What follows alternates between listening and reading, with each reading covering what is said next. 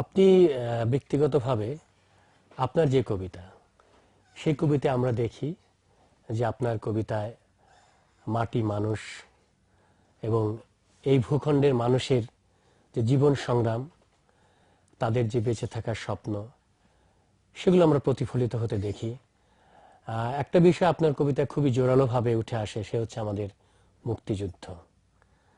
তো এই যে কবিতার ভেতরে যে রাজনীতি, দর্শন, আপনার কবিতায় সেটা কিভাবে প্রতিফলিত হয়েছে এবং আপনি কি মনে করেন যে আপনার কবিতা রাজনৈতিক সচেতন হয়েও আপনার কবিতা কবিতা হয়ে উঠেছে? হ্যাঁ, আমি মনে করি যে রাজনীতি সচেতন হয়ে আমার কবিতা পরিপূর্ণ কবিতা হয়ে উঠেছে।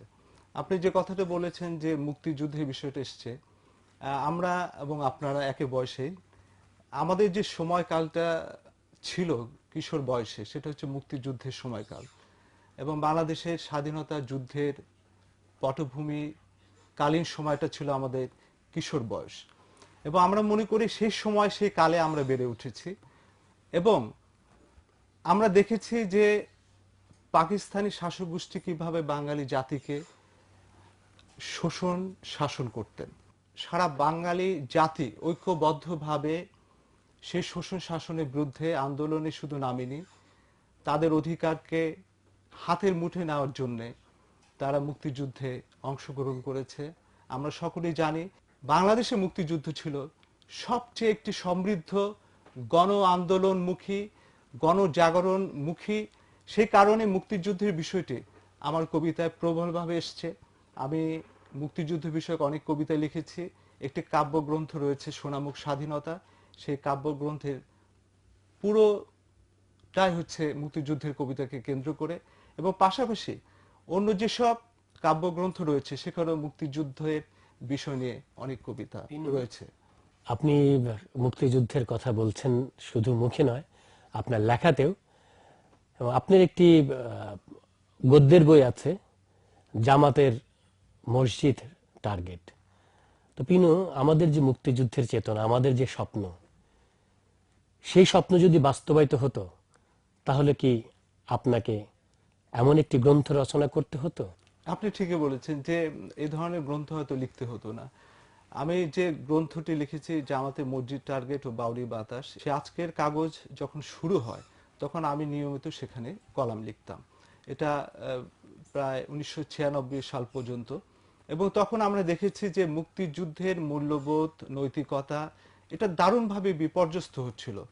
যারা স্বাধীনতা সংগ্রামের বিরুদ্ধে ছিলেন তারা এমনভাবে ভূমিকা রাখছে, আপনারা সকলে সচেতনও যে আজকে মুক্তিযুদ্ধ বিরোধী যে শক্তি, তারা বাংলাদেশের রাষ্ট্র, সমাজ, প্রতিষ্ঠানকে ভীষণভাবে দখল করে ফেলেছে এবং এই ক্ষেত্রে আমাদের সচেতন থাকা উচিত। এই কারণেই শুধু কি আমাদের প্রতিষ্ঠানগুলো, আমাদের রাষ্ট্রযন্ত্রটাও তো দখল করে ফেলেছে। মুক্তিযুদ্ধ বিরোধী যারা, তারা রাষ্ট্রযন্ত্রের অনেক এলাকা দখল করে ফেলেছে, কিন্তু আমরা যারা মুক্তিযুদ্ধের পক্ষে তারা সেইভাবে সেই বিষয়টাকে প্রতিরোধ করতে পারেনি। যখন জামাত তাদের কার্যক্রম শুরু করে তখন দেখা যাবে যে প্রকাশ্যে তারা শুরু করতে পারেনি, তারা মসজিদকে কেন্দ্র করে মানুষের মধ্যে যাওয়ার একটা প্রচেষ্টা নিয়েছে।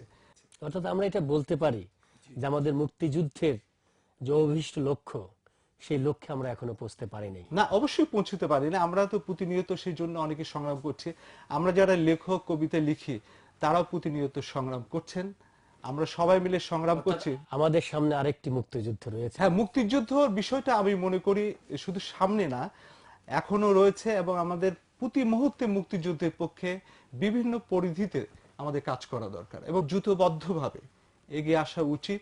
এগিয়ে এসে মুক্তিযুদ্ধের পক্ষে শুধুমাত্র কবিতা লিখে নয়, তারা ব্যক্তিগতভাবে বিভিন্ন মুখী উদ্যোগ নিয়েও এই বিষয়টিকে গৌরব উজ্জ্বল করতে পারেন। পিনু, আমার মনে হয় আমাদের আলোচনা আমরা খুব ভারী করে ফেলেছি।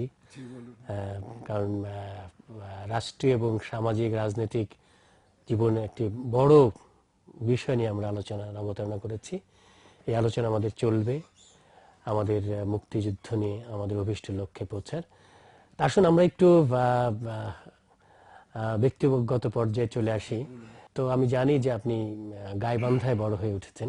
আপনি আপনার সেই সময়ের আপনার কবি হয়ে ওঠার গল্পটা কি আমাদের বলবেন? গাইবান্ধা একটি ছোট্ট শহর, একসময় মহকুমা ছিল, তারপরে জেলা। সেই ব্রিটিশ আমল থেকে শুরু করে বর্তমান কাল পর্যন্ত এই শহরে নাটক হয়েছে, গান হয়েছে, কবিতা হয়েছে। এবং আমরা যখন বড় হই তখন বিভিন্ন ধরনের সাংস্কৃতিক প্রতিষ্ঠান ছিল, সেসব প্রতিষ্ঠানের সঙ্গে আমরা শৈশবকে সম্পর্কিত করতে পেরেছিলাম, কৈশোরকে সম্পর্কিত করতে পেরেছিলাম। এবং সেই দিক থেকে আমি মনে করি যে কবিতা লেখা বা কবি হয়ে ওঠার ক্ষেত্রে এসব সংগঠনের কার্যক্রম বিশেষভাবে ভূমিকা রেখেছে। এখানে বলতে দ্বিধা নেই যে আমি যখন স্কুলের ছাত্র তখন আমি খেলাঘর করতাম, শতদল খেলাঘর আসর ছিল, ওটার আমি সভাপতি ছিলাম দীর্ঘদিন। শিশু কিশোর সংগঠন করতাম, সাংস্কৃতিক সংগঠন সূর্যকণা ছিল করতাম। এবং এইসব সংগঠন ছাত্র রাজনীতির হ্যাঁ, সঙ্গে আমি ছাত্র রাজনীতির সঙ্গে যুক্ত ছিলাম, ছাত্র ইউনিয়ন করতাম। গৌরবের সঙ্গে বলতে পারি যে এইসব সংগঠনে আমাকে তৈরি করেছে। এবং আমি মনে করি যে শিক্ষা প্রতিষ্ঠান যতটুকু আমাকে দেয়নি, ছাত্র সংগঠন, শিশু কিশোর সংগঠন, সাংস্কৃতিক সংগঠন আমাকে অনেক দিয়েছে। কখন কিভাবে আপনি কবিতা লেখা শুরু করলেন? আমি যখন স্কুলের ছাত্র তখন থেকে আমি কবিতা লিখি, এবং কবিতা লিখে স্থানীয় পত্র পত্রিকায় ছাপা হয়। সেই সময় থেকে আমি ঢাকায় লেখা পাঠাতাম বিভিন্ন জাতীয় পত্রিকায়, এবং আমি দেখেছি যে পোস্টে লেখা পাঠিয়ে আমার অনেক কবিতা সেই সময় ছাপা হতো। আপনার প্রথম জীবনের কবিতাগুলো কি দিয়ে শুরু হয়েছিল, কি ধরনের বিষয় ছিল? আমার কবিতার যে বোধ, যে দর্শন, সেটা কিন্তু প্রথমে যেভাবে শুরু হয়েছে এখন সেই ধারায় রয়েছে, এবং একটা ধারাবাহিকতা রয়েছে আমার কবিতায়। একটা সময়ের মধ্য দিয়ে আমরা বড় হয়েছি, সেই সময় আমাদের কবিতা লেখার ক্ষেত্রে অনেকটা ভূমিকা নিয়েছে। সেই ধরনের সেই 69-এর গণ অভ্যুত্থান, 71-এর মুক্তিযুদ্ধ, এগুলো আমাদের অনেকটা প্রভাবিত করেছে, সম্ভবত আপনাকেও করেছে। আচ্ছা, আপনি কি আপনার এই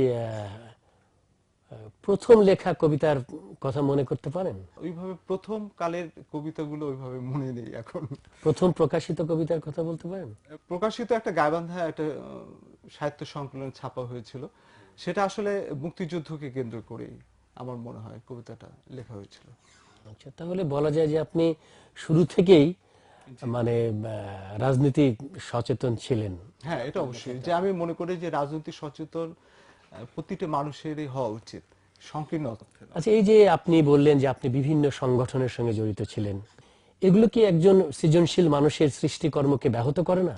না, আমি মনে করি যে করে না। মানুষ তো সমাজে একটা মিথস্ক্রিয়ার মধ্য দিয়ে কবিদের যাওয়া উচিত, বিভিন্ন সংঘাতের মধ্য দিয়ে যাওয়া উচিত। তবে আমি মনে করি যে অনেকের ক্ষেত্রে হয়তো সংগঠন না করে বড় কবি হওয়া যেতে পারে, কবি হতে পারে। কিন্তু আমার অভিজ্ঞতা থেকে মনে হয় যে সংগঠন করলে বিভিন্ন ধরনের একটা ইন্টারেকশন হয়, মিথস্ক্রিয়া হয়, যার মধ্য দিয়ে অনেক ধরনের বোধ জন্মগ্রহণ করে। কবিতা তো আসলে বোধের ব্যাপার, সেই বোধগুলো এই ইন্টারেকশনের মধ্য দিয়ে আসে। আচ্ছা, আপনি কি পেশাগত কারণে জীবন জীবিকার সন্ধানে ঢাকা এসেছিলেন, নাকি কবি হওয়ার স্বপ্ন বুকে নিয়ে ঢাকা এসেছিলেন, এবং কখন ঢাকা এসেছিলেন?